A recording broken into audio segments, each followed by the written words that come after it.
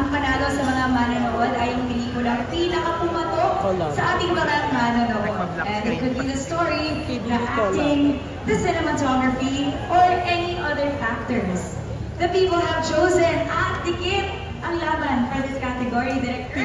And that's true because it's not only our judges who are having a hard time, but also our audience. So, here are ang panalo sa mga manonood para sa full-length film category. Congratulations to PBB Collab.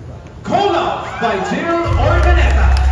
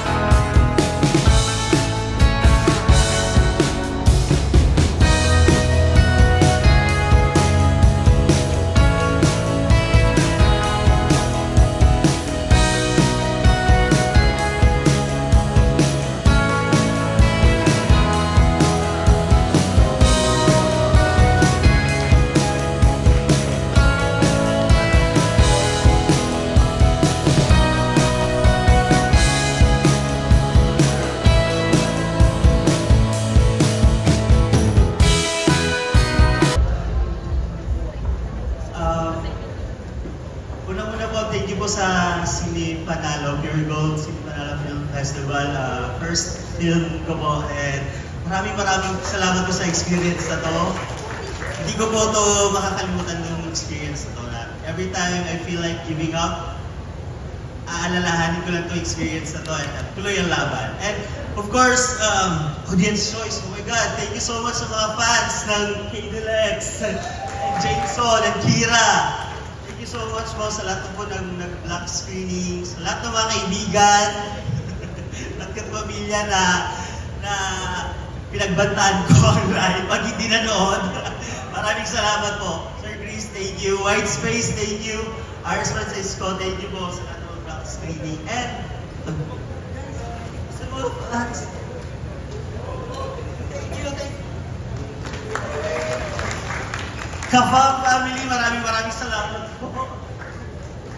Ayan, congratulations. Direk, gano'n pa na dapat ang atake pagpapantaan mo ang mga kaibigan mo. Diba? Para manood. Yes, and of course, we need all the support that we need, especially as filmmakers in our very own regions or areas. That's right. Of course, congratulations to all of our awardees. And now, at last, we are now to the most awaited category. We have ang panalong aktor. At ngayon, alam mo, excited na tayong lahat malaman ang panalo. Narito ang listahan ng mga nominado para sa panalong aktor Student Short Film category. Panalong aktor. Mga nominado, Student Shorts category. Lucas Martin. Actresses are a combination of both seasoned and up-and-coming actresses who all have delivered spectacular performances for our full-length film category. And right now, let's find out our nominees.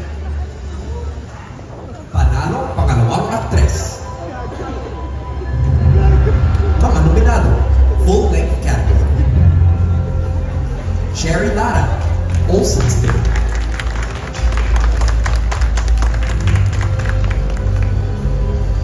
Jay Ramos, Olsen's Day.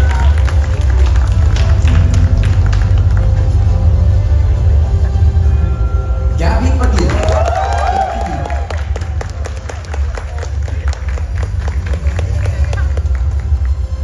Jasmine Curtis Smith, Journeyman.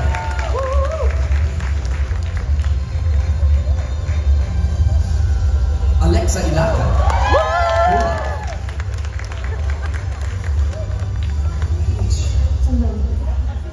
Kira Ballinger, Kobe.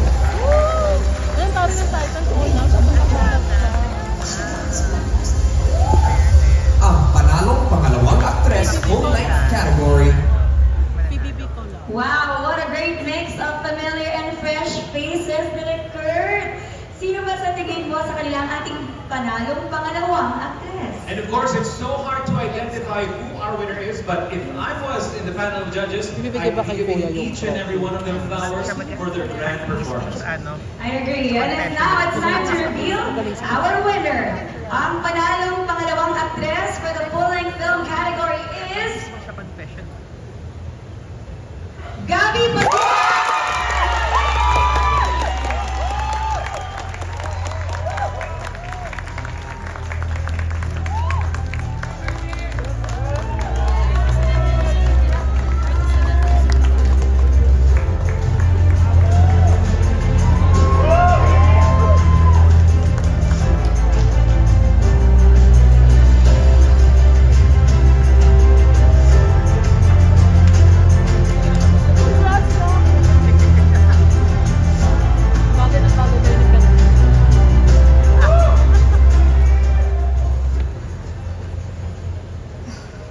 First time ko po maging part ng isang fully Ilonggo film at nakaka-proud po siya.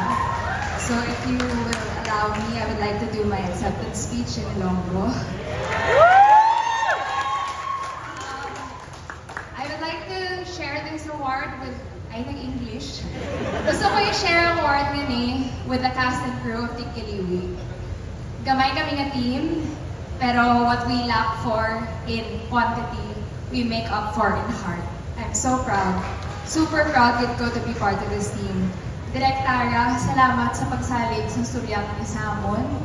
Balan mo, importante gid ni istorya para sa imo, kasi tanan nga babae sa pagkuhi mo.